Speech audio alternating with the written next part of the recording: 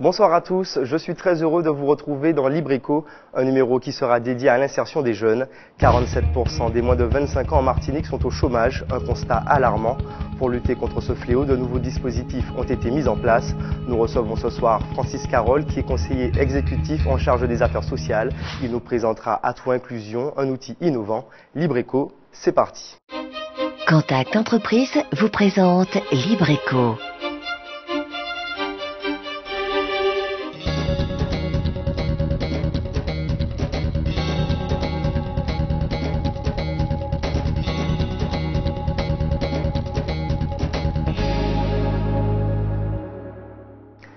Bonsoir Francis Carole, vous êtes conseiller exécutif en charge des affaires sociales à la CTM. En Martinique, près d'un jeune sur deux est au chômage. Est-ce qu'il est réellement possible d'inverser la tendance?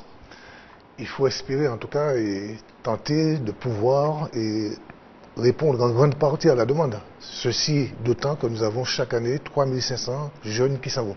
Donc c'est une situation catastrophique. Alors il nous faut agir dans différents domaines, dans le domaine économique, mais bien entendu dans le domaine de l'insertion qui est le sujet qui nous amène aujourd'hui. La CTM a donc lancé en décembre 2017 le dispositif Atout Inclusion. Au cœur du projet, un engagement social et professionnel. Reportage de Thomas Turard avec Christelle Varsovie. L'intelligence émotionnelle, c'est cette capacité à pouvoir comprendre et à pouvoir analyser ses émotions. Et au-delà de cela, c'est cette capacité à pouvoir composer avec les émotions des autres. Ce cours sur le développement personnel s'adresse à un public bien particulier.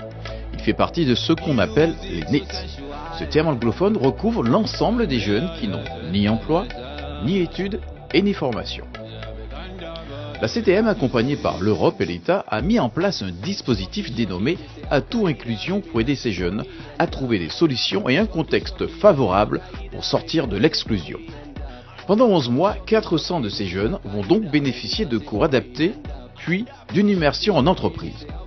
Nous allons retrouver donc des formations classiques, à savoir des formations sur les savoirs de base, sur l'informatique, sur le français, les mathématiques et tout. Et ce qui est plus innovant, effectivement, ce sont des modules sur des thématiques comme l'estime de soi, le développement personnel. Cette formation qui se veut innovante met l'accent sur le développement personnel des stagiaires pour les inciter à dépasser leur appréhension. En termes de développement personnel, il est important, voire indispensable, qu'ils puissent développer leurs capacités, développer leur potentiel, car ils sont souvent ignorants de ce qu'ils peuvent faire, de toutes les facultés qu'ils ont, de toutes les compétences qu'ils ont. Et au travers de ces séances, ce que nous tentons de faire ensemble, c'est que justement, ils puissent les découvrir pour mieux les exploiter et mieux réaliser leurs projets. À 20 ans, Elodie a décidé de saisir cette opportunité, synonyme d'espoir pour elle. C'est la mission locale qui m'a justement dirigée et j'ai accepté afin d'acquérir des expériences, des compétences et puis découvrir un peu plus mon métier. Pour le recrutement de ces stagiaires, la CTM s'est appuyée sur l'expertise des acteurs du terrain, comme les missions locales, qui ont une grande connaissance de ce public singulier. J'ai 7000 jeunes inscrits. J'ai peu de dispositifs permettant d'absorber toute cette masse de jeunes. Donc quand on a un dispositif qui permet d'absorber 400 jeunes, c'est une goutte d'eau. Donc on saute tout de suite dessus et on se dit que c'est une bonne opportunité et qu'il faut permettre aux jeunes Martiniquais d'intégrer tous les dispositifs qui se mettent en place avec de la bonne volonté. Ce dispositif s'adresse à tous les jeunes entre 18 et 25 ans répondant aux critères de sélection. Il est financé par la collectivité territoriale de Martinique, le Fonds social européen et l'État pour un montant total d'un peu plus de 6 600 000 €. L'objectif donc qui a été fixé par la CTM serait d'atteindre les 90% d'insertion professionnelle de ces jeunes en difficulté. On sait pertinemment que le chômage touche énormément cette catégorie de jeunes. Et grâce à ce dispositif, je pense qu'on peut effectivement permettre à ces jeunes de pouvoir s'insérer beaucoup plus facilement dans le milieu professionnel. Les sorties positives se décrivent de multiples manières. Ça peut être un contrat à durée déterminée, Le Saint Graal serait un contrat à durée indéterminée. Voilà. Et ça peut être également une formation qui est proposée aux jeunes. Pour les aider à suivre en toute sérénité cette formation, les jeunes reçoivent une rémunération mensuelle pouvant aller jusqu'à 652 €, ainsi que diverses aides telles que le fonds d'aide aux jeunes, les aides à la mobilité ou encore l'aide à la garde d'enfants. Francis Carole, en quoi ce dispositif est-il innovant par rapport à ce qu'il existe déjà en matière d'insertion? Parce que d'abord, il s'adresse à une catégorie de jeunes complètement exclus, c'est-à-dire les NEETs, ceux qui sont sans emploi, sans formation et qui ne sont pas non plus en études. Donc, il faut aller les chercher. D'autre part, l'accompagnement est très important. C'est un accompagnement psychologique, c'est un accompagnement sur le plan du sport, c'est un accompagnement sur le plan de l'estime de soi, sur la possibilité de trouver les bases qui nous permettent ensuite d'aller travailler, et c'est la possibilité aussi de l'immersion dans 2 ou 3 professions que ce jeune souhaite faire. Et puis, nous avons mis aussi un encadrement de haut niveau permettant d'évaluer régulièrement ces jeunes pour bien les orienter. Donc des jeunes en grande difficulté. Est-ce qu'il y a suffisamment d'emplois en Martinique pour absorber les jeunes qui suivront cette formation? Alors, il faut l'espérer. Ce que nous souhaitons, c'est que d'une part, un maximum est une sortie positive. Nous appelons sortie positive la possibilité de trouver un emploi pérenne ou alors la possibilité d'obtenir une formation qualifiante par la suite. Alors, je pense que nous pouvons faire cet effort parce que nous sommes dans une telle situation en Martinique que nous ne pouvons pas laisser partir massivement nos jeunes. Mais à côté de cela, à côté d'Atout Inclusion, il faut bien entendu dynamiser tout le tissu économique. C'est pourquoi l'action de la CTM ne s'inscrit pas uniquement dans Atout Inclusion, mais autour, il y a toute une série d'initiatives économiques qui sont prises pour que les jeunes Martiniquais puissent avoir leur chance. Mais pour les jeunes qui feront le choix de rester en Martinique, quel type de secteur d'activité peuvent absorber ces jeunes? L'effort que la collectivité développe en ce moment, c'est d'agir dans tous les secteurs. Par exemple, ce qu'on appelle l'économie bleue, l'économie verte. Nous allons tenir bientôt ce que nous appelons la conférence de l'économie sociale et solidaire, c'est-à-dire c'est d'avoir une démarche vraiment volontariste permettant d'investir toutes les possibilités afin d'offrir une chance à ces jeunes Martiniquais, mais pas seulement aux jeunes Martiniquais, parce que nous savons aussi qu'il y a des adultes qui sont touchés par le chômage et des femmes. Alors on l'a vu dans le reportage, les bénéficiaires de l'accompagnement peuvent être rémunérés. Est-ce que c'est un moyen d'attirer ces jeunes? Vous disiez qu'il fallait aller les chercher, c'est ça un peu? Oui, c'est une manière de les attirer, mais c'est une manière aussi de répondre à leurs besoins, parce que ce sont souvent des jeunes qui n'ont pas beaucoup de moyens.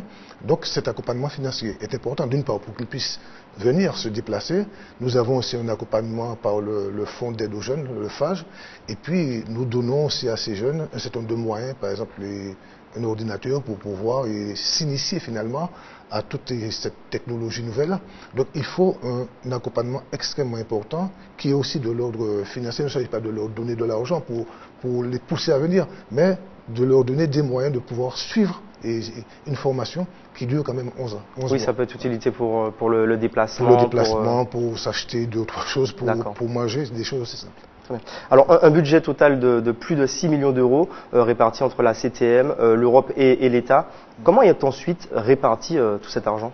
Alors vous avez environ 2 500 000 € pour ce qu'on appelle Initiative Emploi Jeune, donc 2 500 000 pour le Fonds social européen et un peu plus de 1 600 000 pour la collectivité territoriale de Martinique.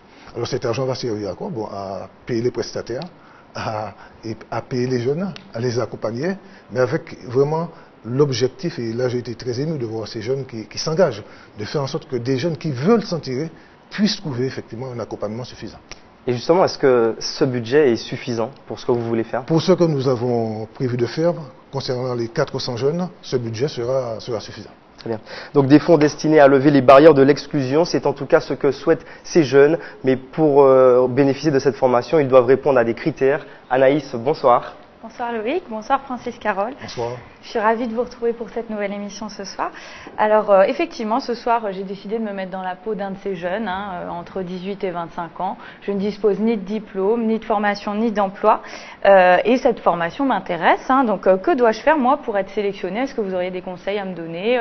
Est-ce qu'il y a des épreuves à passer? Comment ça va fonctionner tout ça? Il n'y a qu'une épreuve, c'est la volonté de s'en sortir. Et de vouloir donner du temps pour pouvoir recevoir la formation, faire les immersions en entreprise. Et comme l'expliquait il y a peu M. Loutobi, qui est dans une mission locale du Nord, nous travaillons avec des missions locales, ça nous permet de recenser des jeunes, parce que ces jeunes existent, ces jeunes sont sur des listes et attendent qu'une opportunité leur soit offerte.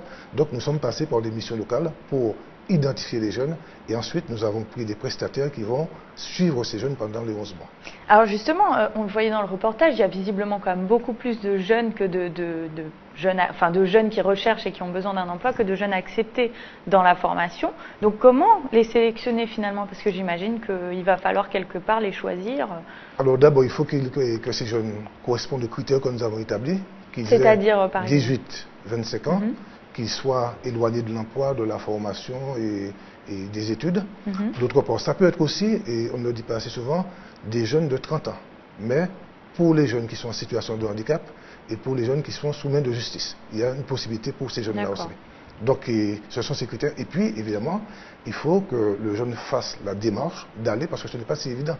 On peut avoir sélectionné des jeunes, comme ça nous est arrivé, et le jour où ils doivent être présents, et ils ne sont pas là. Donc il y a aussi un effort que le jeune doit faire. Il faut qu'ils soient motivés. C'est le rôle des missions locales d'aller chercher ces jeunes? Oui, c'est le rôle des missions locales. Les missions locales font un travail très important. Au nord, au sud, au centre de la Martinique, un travail très important. Et ils connaissent en fait ces jeunes. Ils connaissent ces jeunes, et donc ils les rencontrent, ils discutent avec eux. Et d'ailleurs, les 2 mois que nous avons là, les 2 mois après recrutement de ces jeunes, ce seront 2 mois de formation, en estime de soi, de motivation, pour que le jeune ait envie véritablement de poursuivre l'aventure. Donc ils viennent tous de la mission locale en fait, finalement, ces jeunes. Pour l'essentiel, ils viennent des missions locales. D'accord. Alors est-ce qu'il y a un diplôme minimum requis, par exemple le baccalauréat? Non, ou pas du tout? Non. D'accord. Donc c'est vraiment ouvert à tout public. C'est ouvert à tout public et nous nous adressons particulièrement à une catégorie de jeunes qui étaient relativement délaissés parce que ce sont des jeunes qui n'avaient pas de diplôme et nous savons très bien que celui qui a un diplôme a plus de chances, et ça se comprend, d'obtenir un emploi que celui qui n'en a pas du tout.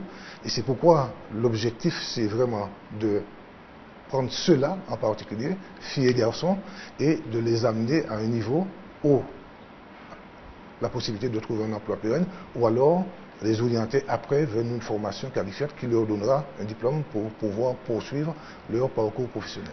D'accord, donc disons que je fais partie de ces chanceux-là. Une fois admise, je vais avoir le choix, j'imagine, entre différents cursus en fonction de mes centres d'intérêt et de la branche dans laquelle je souhaite me diriger, ou alors on est dans un format classique, enfin je veux dire global, tout le monde est mélangé. Comment ça va se passer? Non, nous avons voulu d'abord personnaliser les choses. C'est-à-dire chaque jeune est différent, il est particulier. Et il y a d'abord des séances d'entretien pour savoir qui est ce jeune. Quel est son véritable profil, quel est son parcours, ce qu'il veut faire, quels sont les freins qu'il a lui particulièrement, individuellement, de manière personnalisée. Et à partir de ce premier diagnostic, eh bien, on va définir avec le jeune une démarche. Mais en tout cas, dans la démarche globale, il y aura le soutien psychologique, il y aura les formations basiques qui ont été énumérées tout à l'heure, possibilité aussi de faire du sport pour l'estime de soi, pour se développer, possibilité aussi de connaître un peu le monde culturel, de s'initier à l'informatique. Donc c'est vraiment un accompagnement personnalisé. En fonction de ce que la personne veut faire. De ce que la personne est et de ce qu'elle souhaite. Nous avons beaucoup insisté sur cela dans le cahier des charges parce que, évidemment, on ne peut pas avoir une manière de faire unique pour l'ensemble de ces jeunes. Ils sont particuliers. Mais j'imagine que pour quelqu'un, par exemple, qui n'y connaît rien, qui a envie de se diriger vers la vente, ou un autre qui voudrait se diriger, je sais pas moi, vers le management, c'est quand même pas le même bagage qu'on a. Donc vous allez, c'est ça, leur donner différents. L'idée, c'est vraiment personnaliser la démarche. C'est-à-dire tenir compte de ce qu'est ce jeune qui vient vers nous et qui ne part pas de rien. Il a nécessairement quelque chose et c'est ce quelque chose que nous devons apprendre à connaître pour mieux l'orienter. Et ça veut dire quoi? Que vous devez cadrer ses besoins, peut-être parfois les revoir à la baisse s'il le faut? Et ça peut être ça peut être... En tout cas, il faut non pas revoir ses ambitions à la baisse. S'adapter. En fait, c'est peut-être s'adapter sur des considérations concrètes, mais au contraire, plus ce jeune a des ambitions, et mieux c'est. Après, il faudra l'accompagner pour voir quelles doivent être les étapes qu'il doit franchir pour pouvoir atteindre ses ambitions. Mais c'est très bien qu'on puisse avoir des jeunes très ambitieux. Bien sûr. Oui. Alors une fois ces 11 mois de formation terminés, quelles vont être mes possibilités? Est-ce que je vais forcément avoir un emploi? Et est-ce qu'il y a des partenariats peut-être avec les entreprises qui accueillent ces jeunes pour éventuellement les embaucher à la fin? Alors le jeune, avec l'ensemble des accompagnements que nous avons identifiés, fera des immersions. Donc les prestataires que nous avons retenus ont une démarche auprès de ces entreprises pour que ces jeunes fassent une ou deux entreprises vivantes fassent de l'immersion. Et une fois que c'est fait, que nous arrivons en bout de course, notre objectif, et c'est la mission que nous avons donnée aux prestataires, c'est de faire en sorte que ces jeunes puissent être embauchés. Même si nous imaginons entre-temps d'autres dispositifs d'accompagnement, mais à terme, l'objectif c'est ça. Ou alors que ces jeunes décident d'aller vers une formation diplômante, une formation qualifiante. Alors là, par exemple, à l'heure actuelle, je ne sais pas depuis combien de temps elle existe, cette formation. Depuis décembre. Ah oui, donc c'est tout récent, donc vous ne pouvez pas me dire, par exemple, les taux d'insertion, en tout cas peut-être que vous espérez? On n'est pas encore dans l'étape d'évaluation, même si à chaque étape il y aura une évaluation. Là, nous sommes dans la période des 2 mois de formation, de développement de l'estime de soi. L'idée, ce serait que les 100% de ces jeunes-là puissent insérer... L'idée, ce serait oui, forcément. C'est ça notre ambition. Et je pense que c'est l'ambition aussi de ces jeunes, c'est-à-dire qu'ils s'en sortent. Et nous mettons tout pour les accompagner. Mais évidemment, il faut bien comprendre que c'est un aspect, c'est un dispositif en direction des NIT, mais qu'il existe d'autres dispositifs et que nous mettrons aussi en place d'autres dispositifs pour d'autres catégories de jeunes, en étant malheureusement convaincus que nous ne pouvons pas absorber pour l'instant l'ensemble des jeunes, mais il faut, à notre avis, faire cet effort. Alors, est-ce que c'est un diplôme reconnu? Est-ce qu'il aura une équivalence par rapport à un cursus classique? Parce que dans certaines entreprises, c'est vrai que ça peut être nécessaire. Alors, au bout de cette formation, le jeune n'aura pas un diplôme qualifiant. Nous essayons de créer les possibilités chez lui pour qu'il soit en mesure d'assumer les emplois qui l'intéressent dans les branches que lui-même il a identifiées, ou alors dans d'autres branches. Après, ce jeune peut décider, pour aller plus loin, puisque ce sont des jeunes, n'oublions pas, sans diplôme, il peut décider à ce moment d'entrer dans des parcours ou alors de reprendre ses études aussi. Ou alors de reprendre ses études aussi. Parce lui redonner goût quelque part. Voilà, c'est ça l'idée. C'est ça, c'est de lui dire, bon, écoute, tu as peut-être connu un certain nombre de péripéties, mais tu es capable et on t'aide à te remettre en selle et aller de l'avant. Très bien. Et bien, si par exemple, là, j'hésitais encore à passer par Atout Inclusion plutôt que par une autre formation, qu'est-ce que vous me diriez éventuellement pour me convaincre? Qu'est-ce qu'elle a de plus, cette formation-là? Non, elle a de plus simplement qu'elle cible, non pas toutes les catégories de jeunes qui sont, parce que ce sont des situations très, très différentes, mais qui cible une catégorie de jeunes, ceux qui sont les plus exclus, sans formation, sans diplôme, sans emploi. Et je pense que pour cette catégorie-là, Atout Inclusion est véritablement une possibilité de reprendre un parcours normal ou bien de s'insérer professionnellement dans la société. Très bien. Bon, bah, je vais peut-être candidater pour la prochaine session. Qui sait, après tout, ça coûte rien de tenter. Par des formateurs qui... Eh ben, j'attends de voir ça. Avec plaisir. Bon, oui, c'est bon. Laissez-moi rêver un petit peu. Bon, bah, qui sait, je ferai peut-être partie des 400 élèves sélectionnés à la prochaine session. Très bien. Merci. Merci à vous. Et donc, un encadrement au plus près de leur réalité, c'est ce qu'on expliquait. Donc, l'idée, c'est de mettre l'humain au cœur de ce projet. Oui, c'est de mettre l'humain au cœur du projet et surtout de comprendre qu'il y a un grand désespoir chez ces jeunes. Même si parfois on a tendance qu'ils sont agités, qu'ils remettent des choses en cause, etc. Non, il y a une très grande souffrance parce qu'en fait, il y a un désir de s'en sortir. Et la société doit essayer de répondre à ce désir. Je suis bien conscient que ce n'est pas la solution miracle, mais c'est ce que nous pouvons faire en l'état, même si nous avons des ambitions beaucoup plus importantes. Mais je pense que pour cette catégorie de jeunes, pour ces 400 jeunes, l'engagement de la collectivité, avec les fonds dont nous avons parlé, c'est de pouvoir véritablement les accompagner et leur donner la possibilité de sortir de l'impasse où ils ne se sont pas mis dans cette impasse. Je crois qu'il y a globalement un système qui pousse dans cette direction. Mais face à ça, il faut que le jeune puisse résister, saisir les opportunités qui se présentent. Très bien. Donc un engagement au plus près de leur réalité avec les jeunes au cœur du projet. Regardons ce reportage de Thomas Turard avec Christelle Varsovie. Sébastien fait partie des 400 jeunes qui ont été sélectionnés pour intégrer le nouveau dispositif Atout Inclusion, imaginé par la collectivité territoriale de Martinique.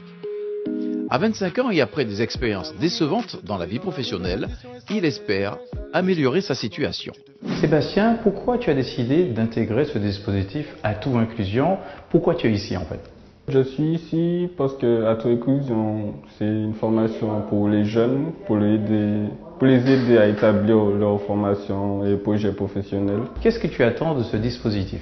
Comme tout jeune, pouvoir avoir un emploi stable, travailler dans de bonnes conditions dans une entreprise. Qu'est-ce qui a changé pour toi depuis le début de cette formation? Est-ce que les choses ont déjà évolué? Oui, on a appris quelques connaissances, c'est-à-dire on a différents ateliers qui nous parlent de mixité, de citoyenneté, de gestion de soi, de comment aborder la vie en entreprise. Et on apprend aussi à développer notre projet, donc ça nous porte vers l'avant. Est-ce que c'est positif? Oui, c'est positif. Et moi, j'encourage les jeunes de 16 à 25 ans de s'intégrer si possible. Sébastien, merci beaucoup. Merci beaucoup à vous. Mike est un des formateurs qui encadre les jeunes d'Atout Inclusion. Pendant 2 mois, il va s'efforcer de mettre dans les meilleures dispositions 10 stagiaires pour l'immersion dans le monde de l'entreprise.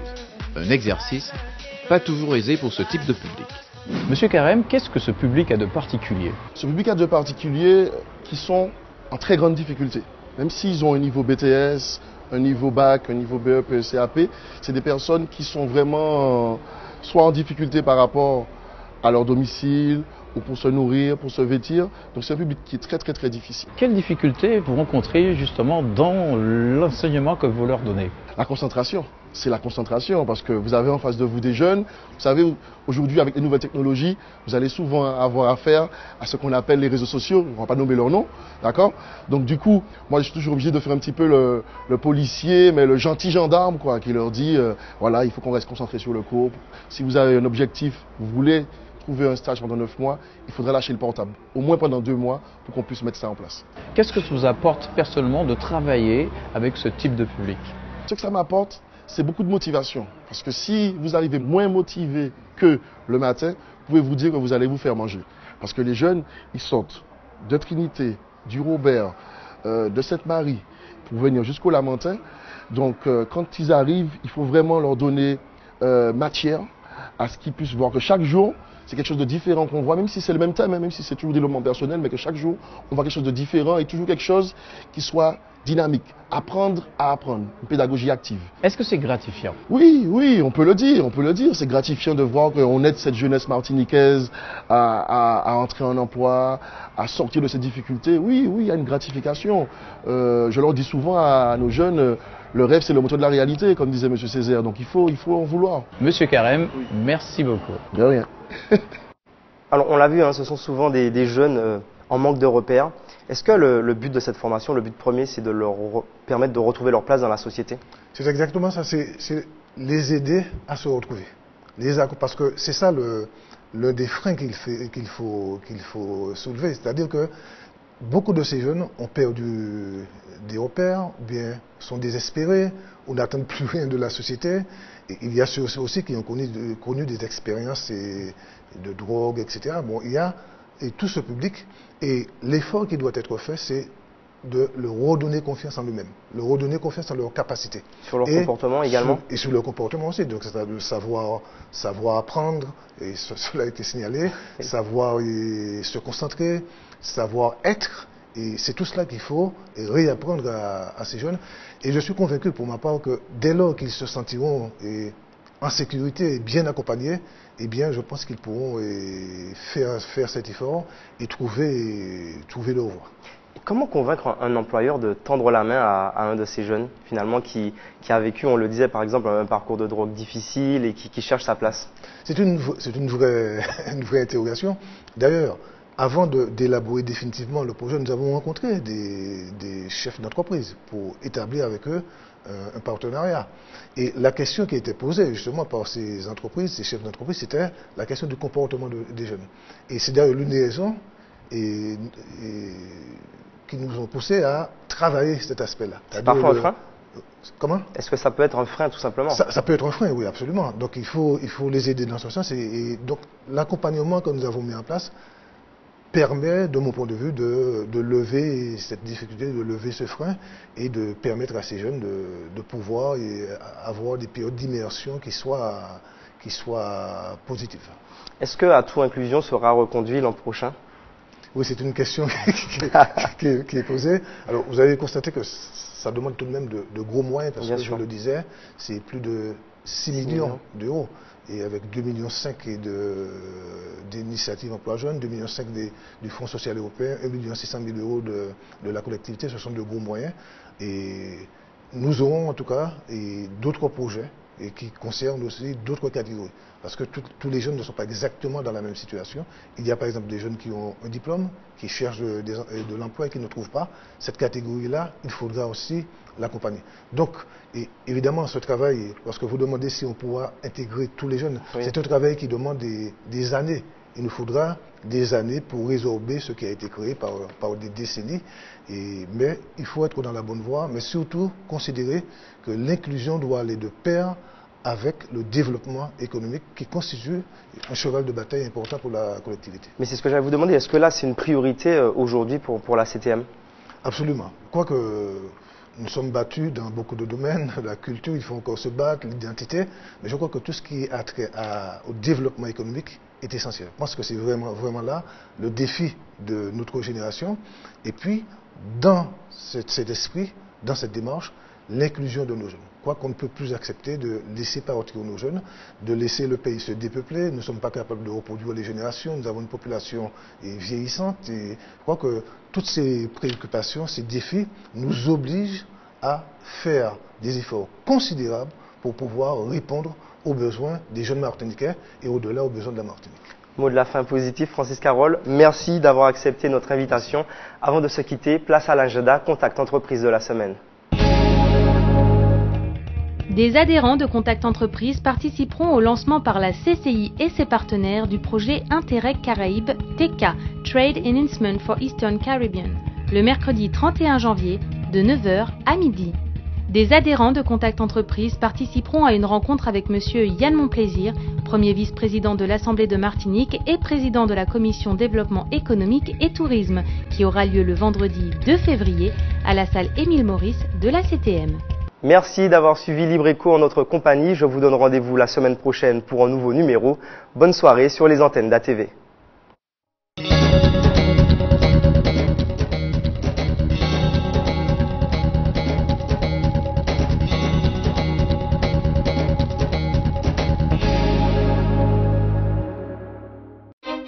Contact Entreprise vous a présenté LibreEco.